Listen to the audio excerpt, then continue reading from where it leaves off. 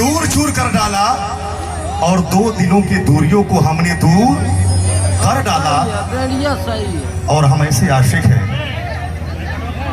आईना मोहब्बत का चूर चूर कर डाला, 2 दिलों की दूरियों को हमने दूर कर डाला। और हम ऐसे आशिक हैं विजय भाई कि आईना मोहब्बत का चूर चूर कर डाला, 2 दिलों की दूरियों को हमने दूर दूर कर डाला। और हम ऐसे आशिक हैं जिसे भी छुआ उसे कोहिनूर कर डाला। तो एक बार जोरदार ताली बजा दीजिए कलाकारों के लिए। आइए भोजपुरी की सनसनी शिल्पी राज जी, आप आगे जाइए, मैं बीच में आपकी अनुपस्थिति की वजह से आ गया। शिल्पी राज जी कोनो बात ना, इतना वजन नहीं थे, हम चल सके नहीं, बाकी आप नहीं आ पाइए ना, ठीक है। कल हमारा से बेइज्जती नहीं, ये एगो तारीफ है भैया। पहले के जमाना में लोग मोटात रहे तो बड़ा तारीफ होत रहे। हाँ होत रहे। फलाना गल में दुबई तो बड़ा मोटा के आयल बने हम। एगो हमारे घरे बना कि 10 साल से नहीं कमात ना, लेकिन इनके देह पर रूहानी नहीं खे चढ़। आ देखा फलाना 2-3 साल में आयल बा, देखा कितना मोटा है। हाँ भैया हेडिंग लाइन बढ़िया डालिएगा, ठीक है। एगो गीत गाले रहनी, आप लोग तो नैया डोले सुनले बानी।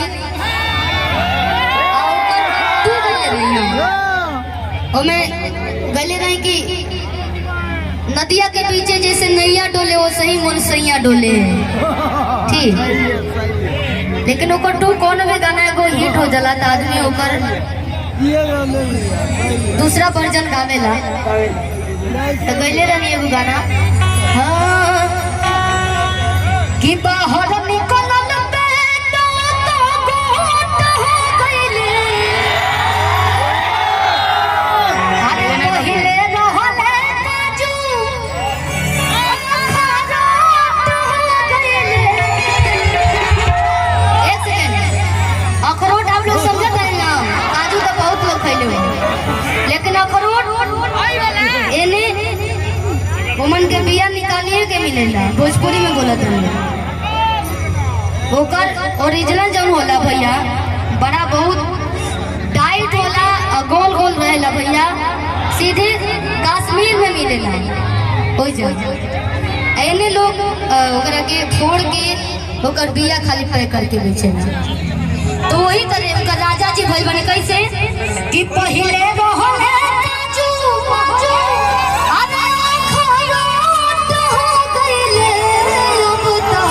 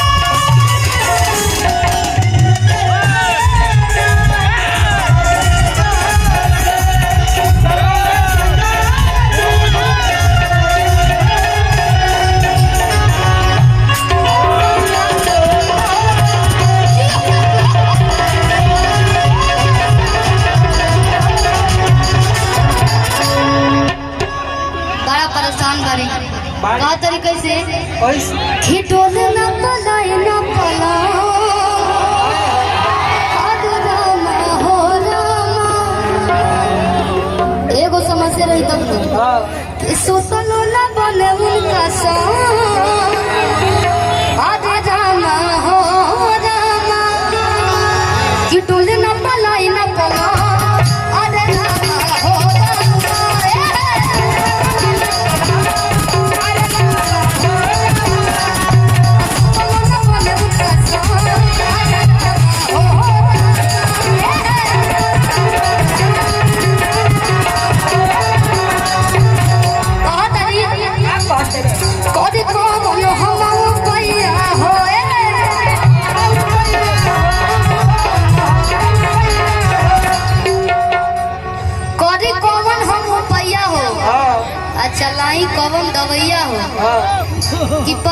जिम करवैया हो दुबरा से मोर बलमा भेजैया हो।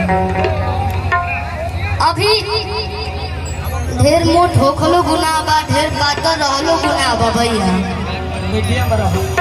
मीडियम में ओकरा खातिर ढेर लोग मोटो हो जाता, तुरंत जिम ज्वाइन कर लेता। जौन पहले मेहनत कुदारी लोग चला के करत रहला, आजकल वे मेहनत आदमी जिम नहीं करता। कि टोले ना पलाई ना पलो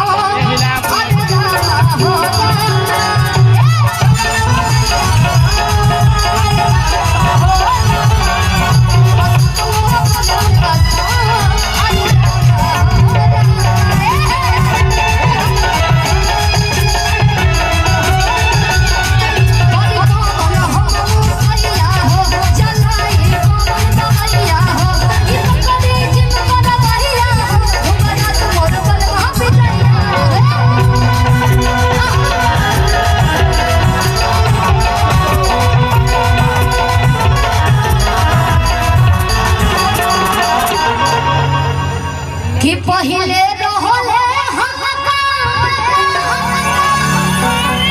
अरे कुछ करो हो गइले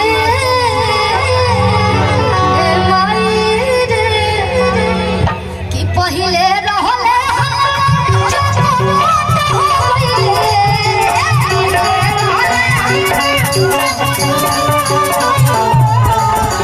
नैयो ना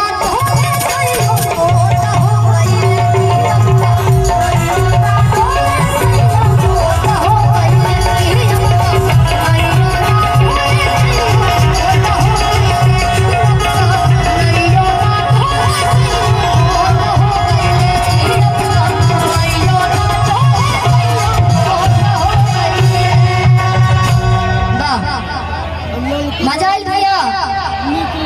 फिलहाल में अभी गाना बाजत है जो